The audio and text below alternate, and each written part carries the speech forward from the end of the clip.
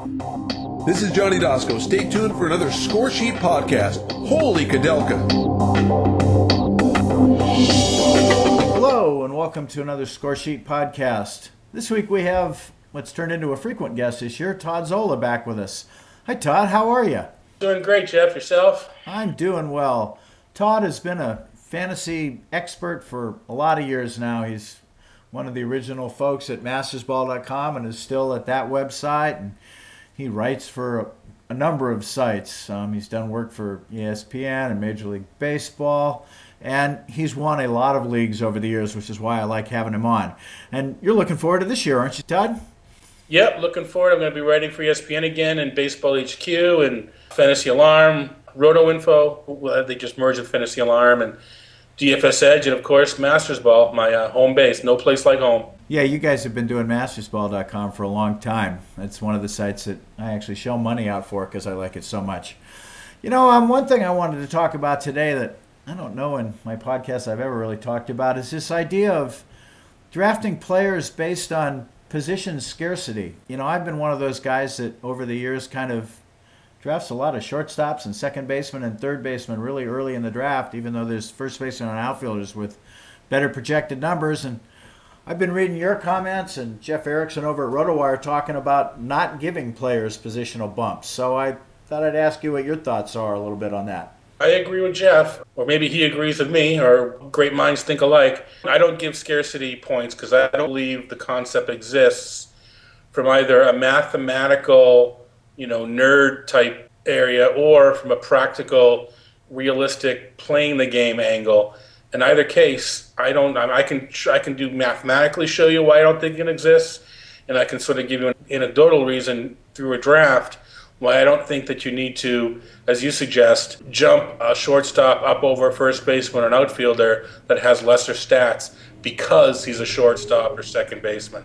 So the reason I've done that over the years is I worry that, if I don't get Troy Tulowitzki, I'm going to get stuck with the 220 hitting shortstop with no power. But as you said, what happens is that then I end up taking a shortstop when there's an outfielder available that has a projected OPS 100 points higher. And you obviously don't like that theory much. What people seem to forget is that at some point you're going to be, you say the 220 hitting shortstop. The player pool nowadays is such that you're going to be taking a 220 hitting outfielder instead. You're going to be taking a 220 hitting middle infielder or corner infielder. You're going to be taking the back end of the player pool is such now that the low end players are the same at all positions. We want to call it replacement level. We can call it replacement level.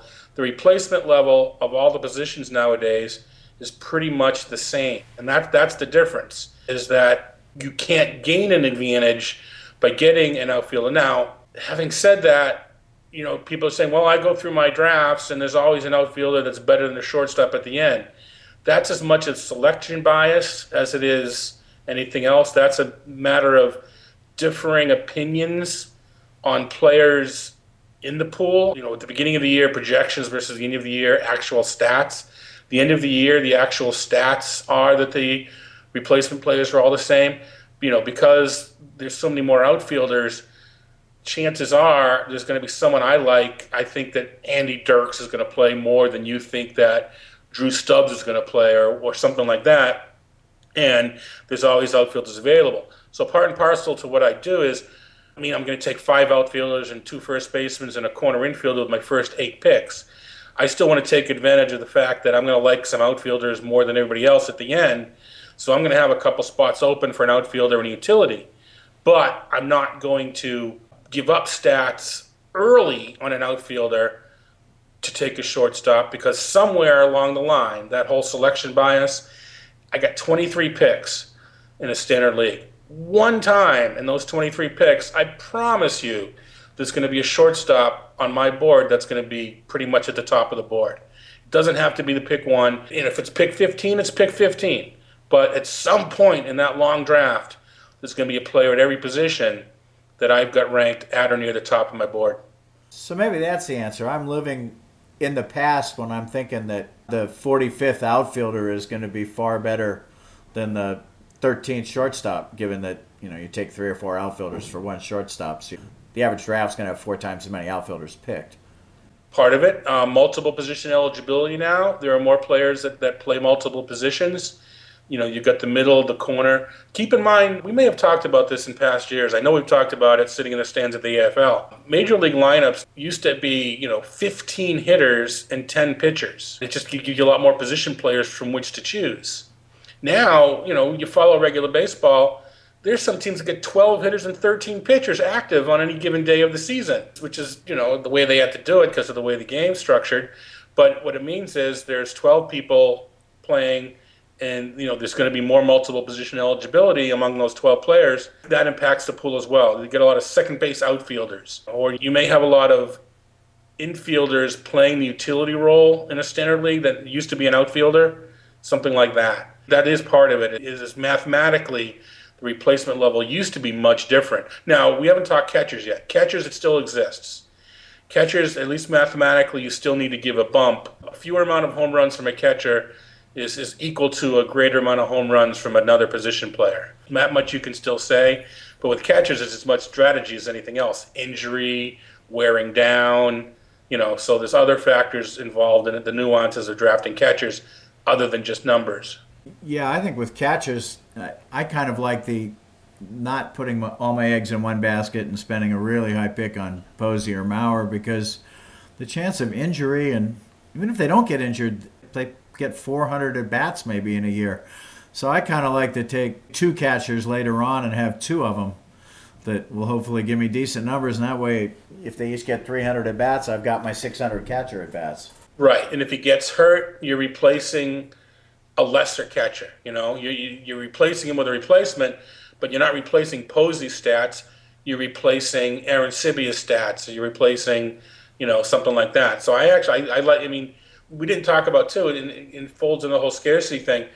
As you go down in a draft, there's a decreasing expectation at each spot. You expect more from a 5th pick than you do an 8th, than you do a 12th, and you do a 16th pick. So once you get down to the 18th, 19th, 20th pick, the expectations are pretty low. And that 220 hitting shortstop, that could be what you might expect. He might meet the expectations of the 22nd pick. And I think that's, sometimes people overlook that a little bit. Now, in an auction, if you're real good with your money management and you're real patient, there's a little bit more to be said for paying an extra dollar or two for a scarce player, because if so with your money management, in a draft, the pool just evaporates. The worse the next player goes. But with an auction where you can gain an edge in your money management, maybe it is worth an extra buck or two, not a whole lot more, because you're going to have more money at the end to pick up the better players. So you can make up for it in an auction a little bit, but in a serpentine draft, I'm not going to take Tulowitzki over Carlos Gonzalez because he's a shortstop. Huh. Well, I think it is true. I have noticed over the years, though it hasn't affected my drafting probably as much as it should, that, I remember back when we started, a 4th outfielder on virtually every major league team was still a pretty good hitter. And now, especially being a Giants fan, where they trotted out garbage in the outfield even the years they won the World Series, I mean, it's hard to find 3 outfielders on a major league team that are good hitters, more or less 4 or even 5 like you could 15 years ago. Yeah, you read through, the next couple of weeks, and they're even coming out now, the fantasy baseball magazines, tons of mock drafts, and I'll guarantee you start reading through some of the strategy that those of us that do the mocks provide, and one of the things that you're going to see is, I couldn't believe how scarce outfield was this year, or, I knew outfield was scarce, which is why, you're right, outfield is more scarce. Now, a lot of that has to do with specialization, and I mentioned Dirks. There's so many teams that platoon now, and San Francisco being part and parcel to that with Torres and Blanco, or they're still looking for a left fielder. Well, I got Morse, but you're right. It reminds me a little of running backs in football. It used to be every team had one stud running back, and now 25 teams have 2 or 3 running backs sharing the position, and so it's hard to get a stud. It's, as you said, platooning makes it hard to get that stud left fielder. Though in Scoresheet, unlike Roto, at least a score sheet owner can platoon just like the major league manager does. So a score sheet manager gets a good right-handed hitter and a good left-handed hitter in left field that has big platoon splits. They can use those two guys to kind of equate to one really good guy. Yeah, score sheet. I mean, to make it clear to the listeners, I'm talking about Roto now.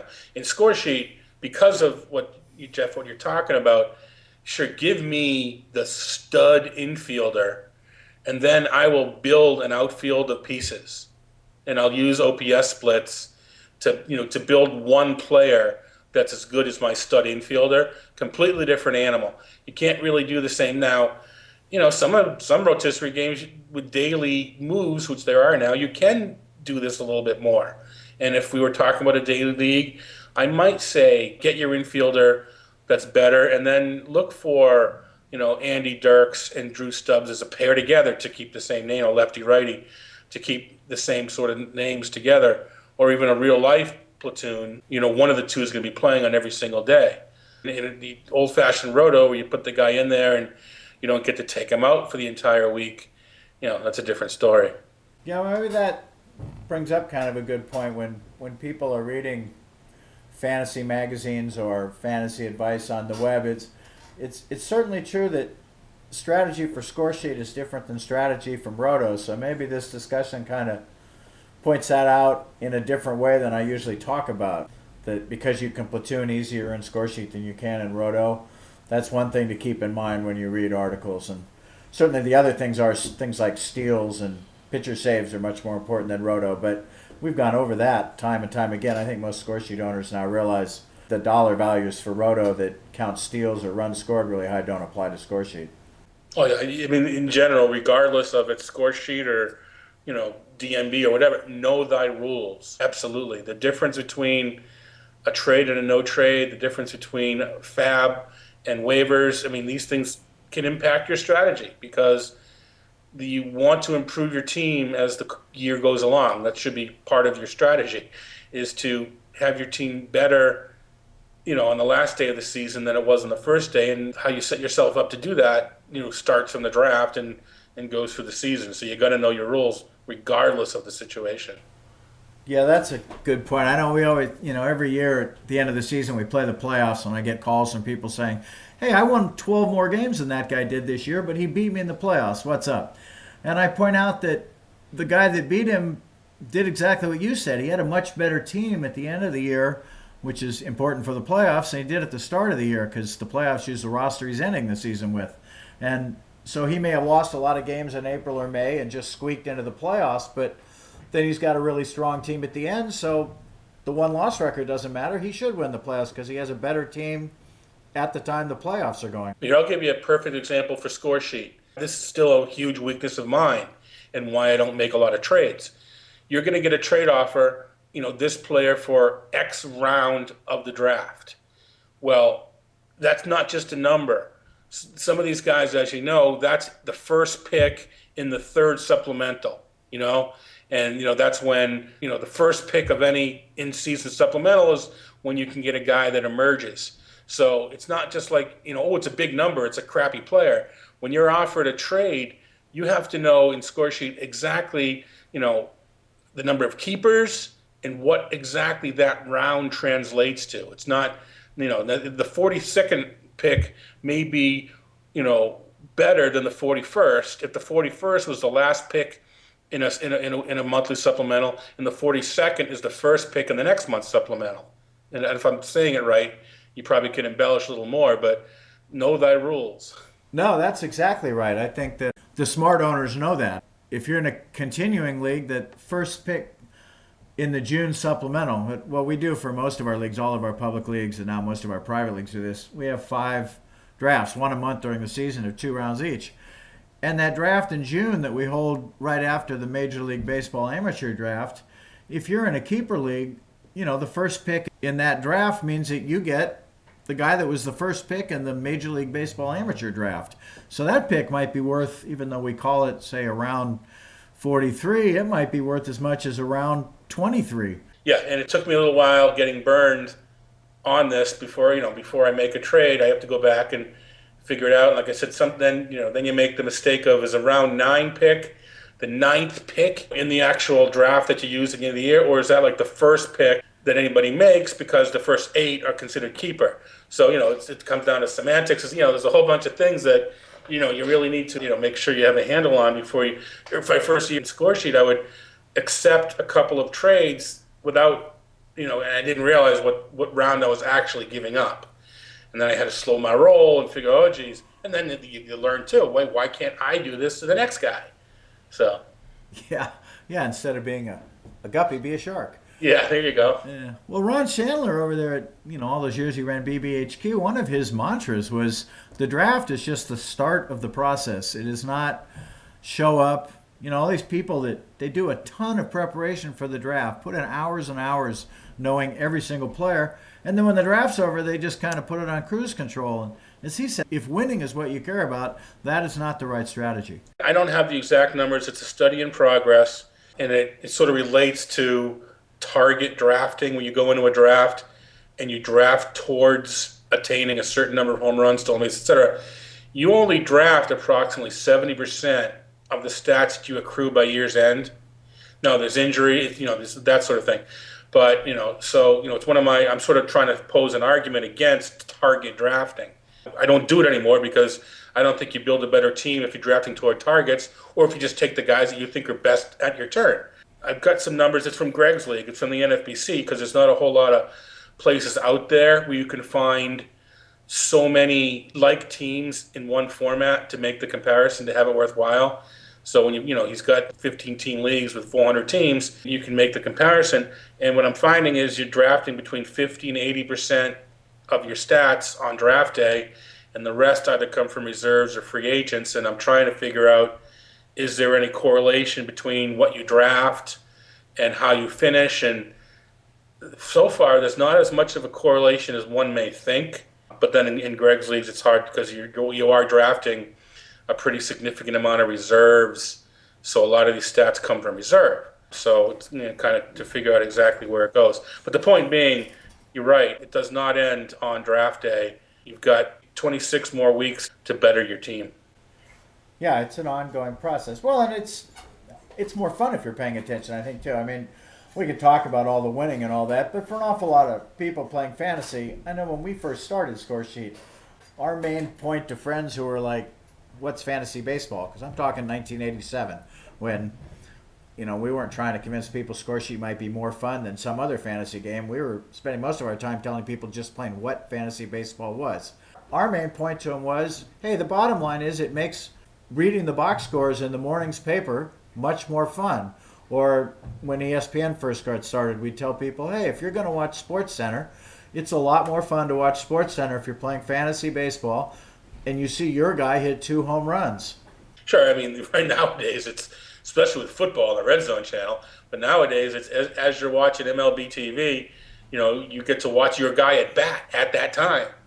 You don't have to wait to SportsCenter. You get to flip around, and when he's up, you get to watch it.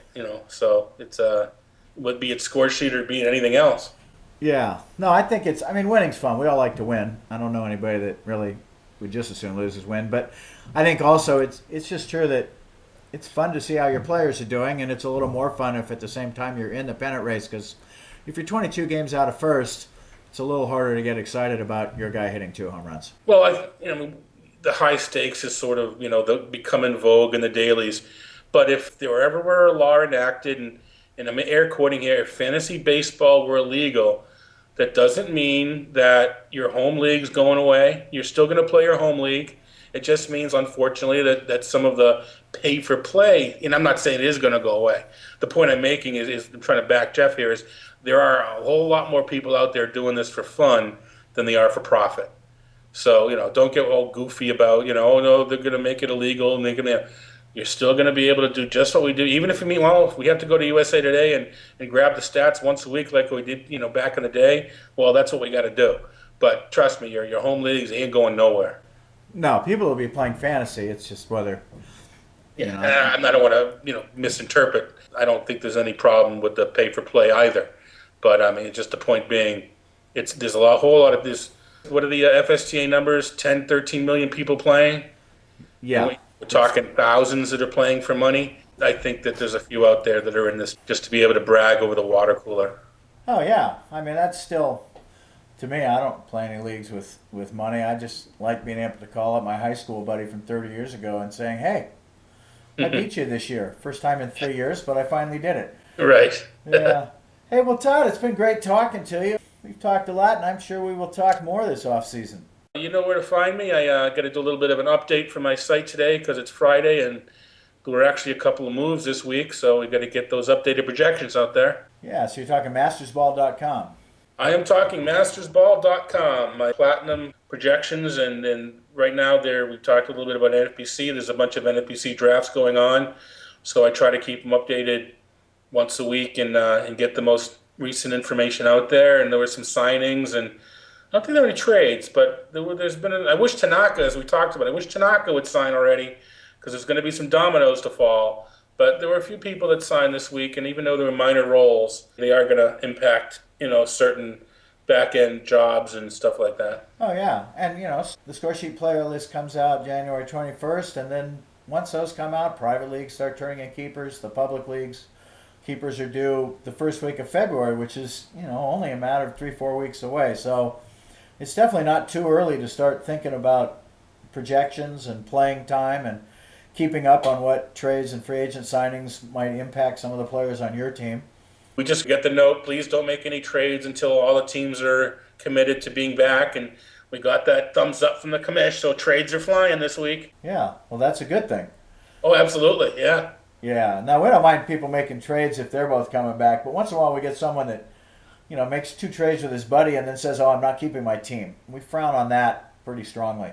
But, if it's 2 guys that are definitely keeping their team, like I said, we get about 400 trades a week turned in that I have to process. So it's definitely, it's an active time for Scoresheet owners that are in keeper leagues, and people in one-year leagues, it's getting to be time to start putting their draft list together. Well, you got one for me. I gave away Josh Donaldson and got back Kyle Seager and Mike Napoli in the BP Kings League, one of your industry sort of leagues. So you'll see my name on one trade. No draft picks because I didn't want to figure out, what those picks were going to be. Yeah. But I like Seager, and to me, Seager and Donaldson wasn't that much of a drop-off. And I'm in the AL version. I needed a DH, and Napoli will DH for me just fine. So it gave me my 10th keeper. Means I'm not keeping Josh Johnson. And I'm good to go. Yeah, I've been a fan of Napoli forever, and it's too bad for fantasy purposes he can't play catcher anymore. But on the other hand, now that he's just a first base /DH in real life, you don't have to worry much about injury or all that. He just sits up there and hits.